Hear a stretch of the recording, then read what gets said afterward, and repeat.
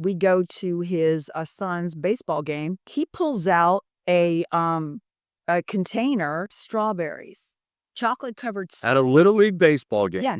And he proceeds to dip the strawberries in whipped cream and wants to hand feed me. His ex-wife is just looking at me. And at the time, I did not realize she was actually feeling sorry for me because she knows exactly what I was going through. But how do you explain this person who has done this romantic gesture is a monster at home?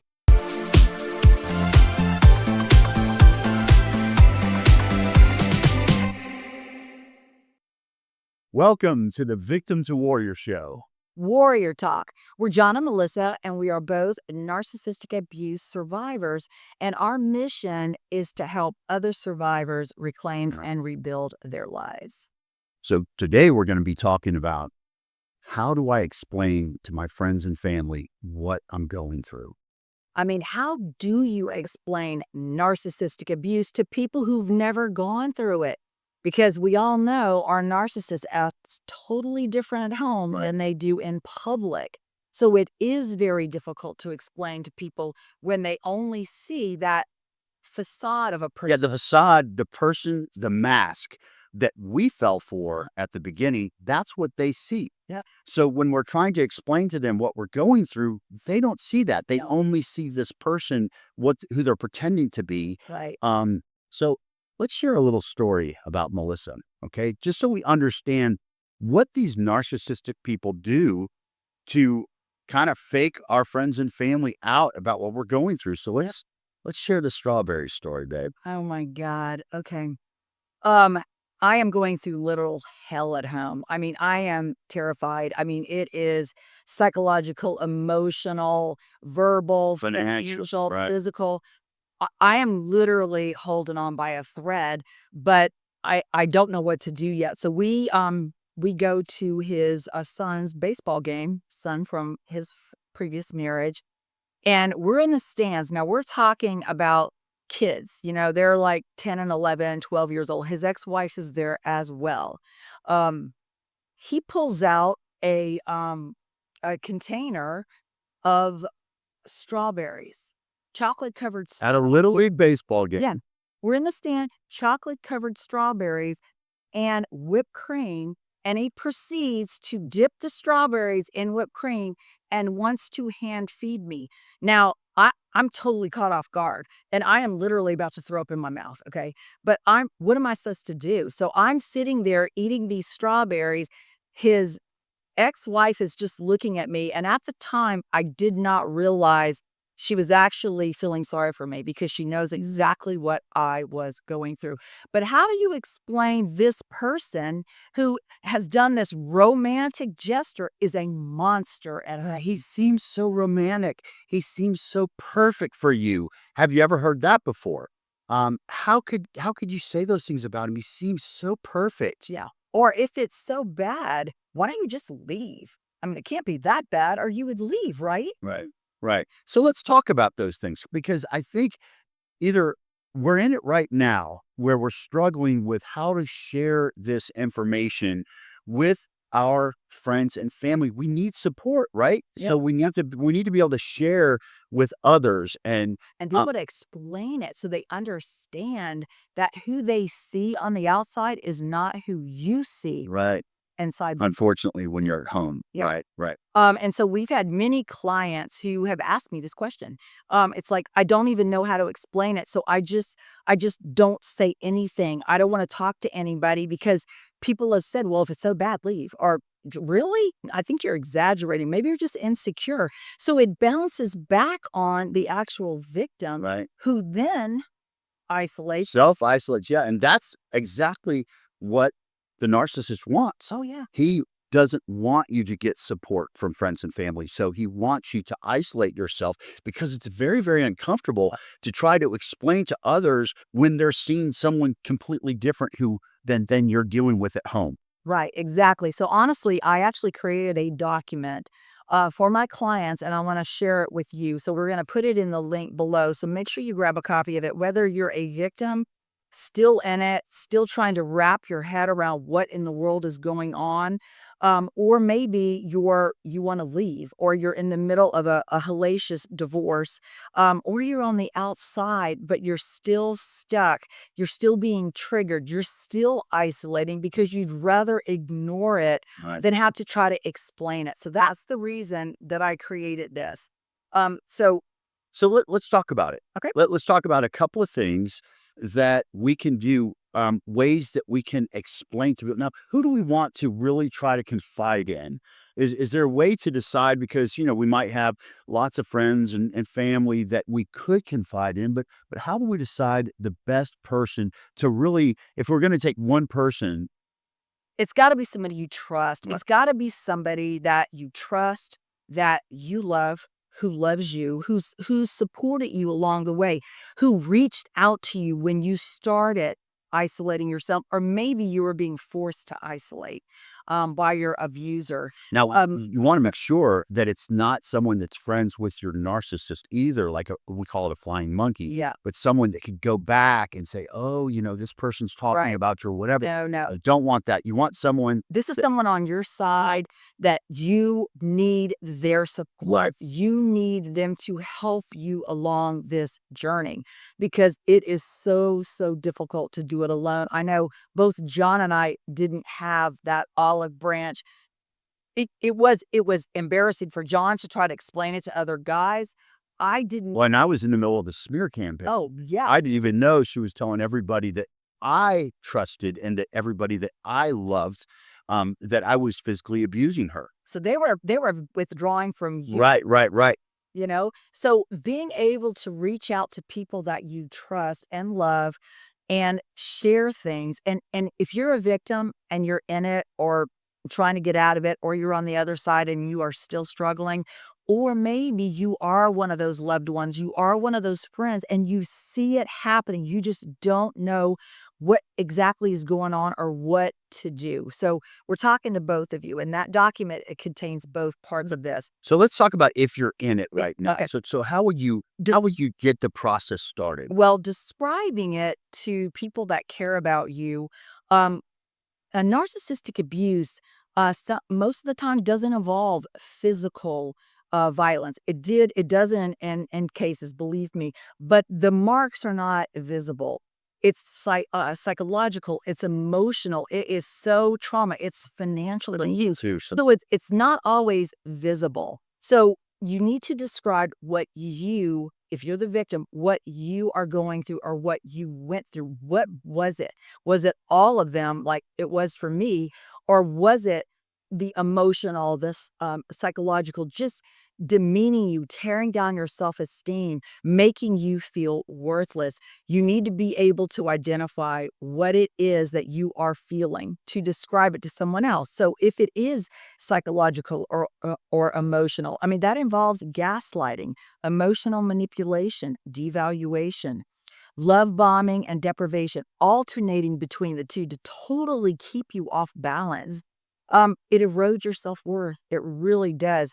And so when people used to see me as this confident um businesswoman, I didn't feel that anymore. I felt very insecure. I felt like I was faking my way through life. So for me to be able to tell someone, "No, I'm not that person anymore," how would I even do that? Well, you actually self-isolated, didn't Oh, you? yeah, I did Yeah. because I didn't wanna have to describe it. I didn't want people to know that my personal life was crumbling, and I really didn't even know why. I thought I was married to, like, Dr. Jekyll and Mr. Hyde. How do you explain that to somebody? Right. It's impossible. This will help you. Um, like you just said, isolation is Right. common. You want to avoid talking about it. Maybe you're scared to talk about it. Maybe you're fearing that your narcissist might find out about it. That's why you've gotta make sure that it's somebody that you trust, definitely. And I think what you might find out is if it, especially if it's someone you trust and knew before the relationship, I think that's kind of important too. Oh, yeah. Um, that person might say, you know what? I thought something might be wrong. Yeah. And then all of a sudden you have a confidant, Yep. someone that you can really talk to, but you'll never know unless you extend that olive branch. Like you said, babe. Absolutely, you Yeah. just don't wanna go through this alone, seriously. And that example you just gave is exactly what one of my best friends said to me. It's like, you know what? I knew something was wrong. I didn't know what it was. I didn't want to pry. People don't want to be, some people want to be nosy, but most people don't want to dig into your business. And if you don't offer it, they're going to stop asking you. So being able to actually articulate it will help you explain it to someone who's not gone through this, Right. who only sees that facade of a person. Educating themselves at narcissistic abuse will really help them, and so that's kind of what this document does. It lets you know how to describe it, and it also so if you are someone that cares about somebody and you know something's wrong, or you are a victim and you need help, you just don't know how to ask for help. This also lets you know how to support that loved one. Hey, Just believe and validate their yeah. experience. Let's talk about that. Let's talk about if you're Sure. on the outside. Yep. Okay, let's say your daughter or your son is involved with a narcissist, Yeah. and you know something's wrong, but you just don't know what to do. Or you're a sibling, Yep. and your brother or sister is dealing with a narcissist, and you can see it. You know it. Maybe you have experience with it, and they don't, and you see it. So how do we help those people? Well, the one important thing is believe and validate their experience. You don't know what they're going through at home. So when they're coming out and trying to explain it, validate it, believe it, tell them that they don't deserve to be treated that way. Don't try to justify it or challenge them on whether or not what they're saying is true. Um, Offer non judgmental listening ear, allow them to get it out. It's shameful, it's embarrassing, it's frightening. It's hard to talk about it. Just listen to them. Let Right. them tell their story. And I love that you say non-judgmental because a lot of times a victim does not want to hear, well, if it's so bad, why don't you just leave? You know, victims Collapse the we've heard that before. And a lot of times we can't leave at that moment. right, We just need to talk to somebody and have someone to bounce things off of and right, to talk about and to trust that what we talk about is going to stay right. between us. And And not dealing with it right, alone. Even if you're not ready to leave, you still need someone to talk to because you know something's terribly wrong. You know things are not the way that you thought they were going to be. This is not the person that you fell in love right. with. And the thing is, if we're on the outside and we're a good listener and we just absorb what this person is telling us instead of being judgmental and offering maybe some ideas of things that can help them, it will give them strength to hopefully leave in the future. And that's I think as someone outside, that's what we want Well, and to help with. And being non-judgmental also means not telling the victim, that their partner is an abusive person and that they should leave or that they're a narcissist. Sometimes the victim's not ready to hear Right. that, and they are already struggling on the inside of that relationship. So they might even go back to their abuser and say, "Hey, my friend said that you seem like you're a narcissist because you do this, that, and the other."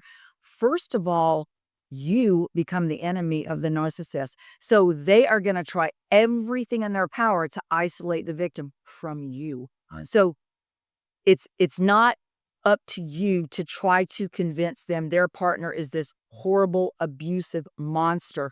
They probably know it in the back of their mind, but until they're ready to accept it, you pushing that on them is only going to make the abuser pull them away from you. So you have to just educate yourself on what it is, talk to them, listen to them without telling them what to do. Yeah, that's a huge point, especially if you've experienced it yourself and you pretty much know what's going on. Especially early on, it's probably better just to listen Yep. and Be just to be a encouraging. good and yeah, encouraging and let them know that you're there for them to support them so they know that you're just someone who's there for them. And the time will come when they're gonna want your advice and Right. what to do, but maybe not at the very beginning. Exactly. And that's another thing is You wanna make sure that that door stays open. Don't let it get shut because if Right. a narcissist views you as a threat, meaning you have a positive influence over the victim and they would listen to you, they are gonna shut you out of their life. So you've gotta be very, very mindful at how you approach it. Be encouraging without pressuring. Yeah. Help them build self-esteem back, help them reconnect with others. Right. Be patient. And many times they're going to need um, therapy, counseling, coaching. That is something that is encouraging once they're on the outside. So if somebody is out of it and you find that you're having trouble reconnecting with that person, they're avoiding you, they won't return your phone calls, that person really does need you in their lives, but doing it in subtle manners, encouraging manners, and it just extend the olive branch over and over. And if you're that person who has isolated yourself from friends, at least make one phone Yeah. call. One phone call. They are waiting for you. They want to reconnect with you. Just the one phone call. Let's talk Help about will help. yeah, let's talk about how you did that, how you were able to get out of it. Remember, you self-isolated. Yep. You wouldn't share with any friends, and Melissa has amazing friends. She really has a circle of friends that they've been friends for 30 Yeah. years or something, and just really amazing friends. So let's talk about that. How do you decide who to contact, and how did you do it? Well, the one person that actually believed that there was something wrong. She knew me inside and out. And when my behavior was changing, my personality was changing, I was declining invitations, making excuses for things. I was making excuses for his behavior. I was making excuses and lying about just about everything about the relationship. She could tell that I was becoming a different person, Yeah. and she knew me. Well, your light was being extinguished. It was, and she knew that. So, she was very gentle with her olive branch, and I remembered it. I remembered because I'm like, "I can't do this by myself." And so I made that phone call. I did, and I said, "I need to talk to you." And she said, "It's about time." She said, "I've been She knew, waiting." did she? She knew. Oh my god, it almost makes me cry right now. She knew. She said, "I just been waiting. I've been waiting for you. I wanted you to know that I was always there. Yeah. I was not gonna judge. I wasn't gonna bash him. I am your friend. I love you." And she just waited for me to make that phone call. And man, after that, yeah. I know, I just, like, just it felt so good to talk to somebody who I knew cared about me Right. and just to explain what I went through, and she actually sat there and listened to me for hours without interjecting, and And she then she was always there for you, right? yeah, oh, cool, and then my other friends who also knew something was wrong, they just weren't as persistent, but fortunately, we're all Yeah. as best Well, once the story got out, yeah, everybody yeah, kind of knew. yeah, And then all of a and it sudden, started making yeah, sense. you had a huge support group Yeah. at that point. So think about who you feel would really understand what you're going through and probably knows you as well as you know yourself and And they understands. reached out Right. multiple Yeah. times.